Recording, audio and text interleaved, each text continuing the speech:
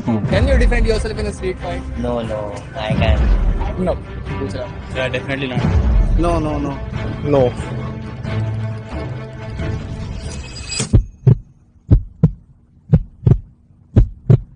जरा इमेजिन करो, तुम अपने दोस्त के साथ घूमने जा रहे हो और वहीं पर कई बंदे तुम्हारे दोस्त को पकड़कर मारने लग जाते हैं, तो तुम वहाँ पर क्या करोगे? अगर तुम्हारा जवाब ये है कि मुझे उन सब चीजों से कोई लेना देना नहीं, मैं वहाँ से भाग जाऊंगा या मैं कुछ नहीं करूंगा, अपने दोस्त को वैसे ही पिटता हुआ देखता रहूंगा, तो मेरे दोस्त, ये नपुंसकता तुम्हें शोभा नहीं देती।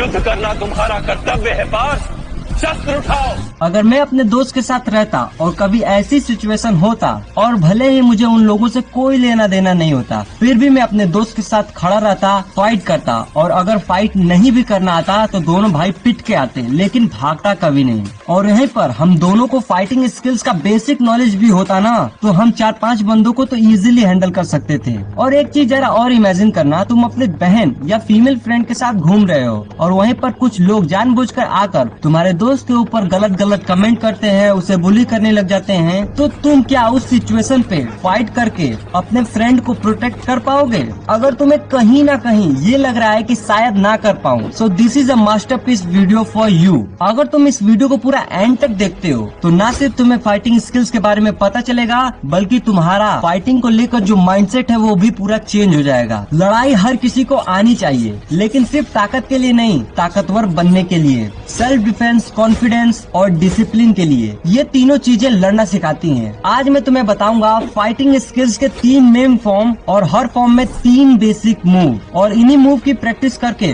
तुम बिगिनर से इंटरमीडिएट और इंटरमीडिएट से एडवांस लेवल तक पहुंच जाओगे। और मैं होता कौन हूँ ये सब बताने वाला, तुम्हें बता दूं कि मैं खुद 3 साल से इस चीज की प्रैक्टिस कर रहा हूँ, तो इतना तो तुम भरोसा रख सकते हो कि मैं जो भी बताऊंगा वो बिल्कुल वैल्यूएबल और मास्टरपीस होगा।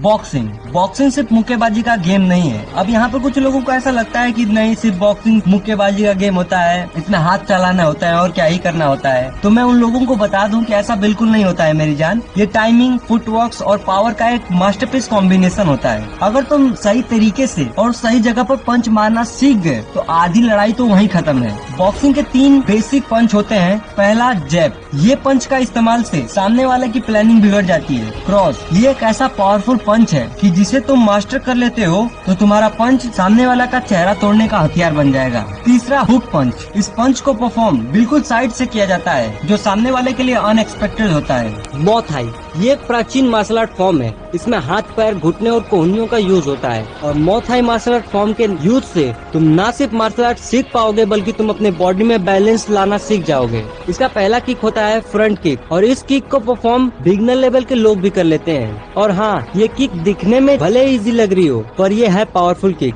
और इस किक का इस्तेमाल बहुत से स्ट्रीट फाइट में होता है। दूसरा, एल्बो स्ट्राइक। इस मूव को परफॉर्म करने के लिए एल्बो को घुमाकर सीधा अपने टारगेट पे मारना होता है, और टारगेट पर लगने के बाद बंदा सीधा नॉकआउट। तीसरा, राउंड हाउस किक। ये किक बहुत पावरफुल है। इसे बिल्कुल इस तरीके से परफॉर्म किया जाता है। ताइक्वांडो। जब तुम ताइक्वांडो की प्रैक्टिस करोगे तो तुम्हारा लेग बहुत पावरफुल हो जाएगा। इस किक को प्रैक्टिस करते करते तुम्हारा पैर इतना पावरफुल हो जाएगा कि एक किक से बंदा सीधा नॉकआउट। इसके 3 बेसिक फॉर्म होते हैं, पुश किक, साइड किक और round house kick. Push kick को इस तरीके से परफॉर्म किया जाता है।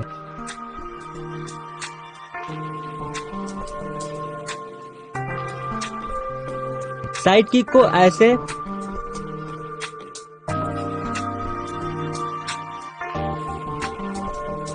और राउंड हाउस किक को ऐसे।